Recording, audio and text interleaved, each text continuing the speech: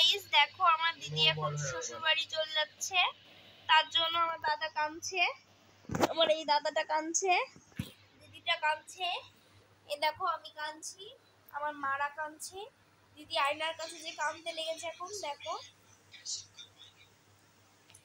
এখন আবার থাকতেও পারছে না জামাইবাবুকে ছাড়া, কি বলবো, আর জোর করবো না, থাকলো অনেকটা দিদি, 10 দিন মনে থাকলো।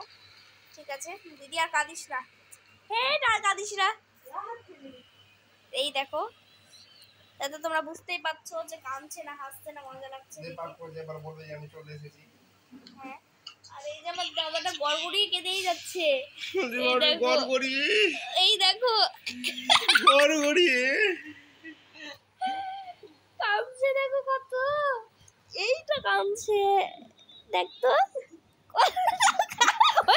কালো এসে দিচ্ছিস কেন, ইস রে কত কাঁদছে, এই যে কাঁদছে,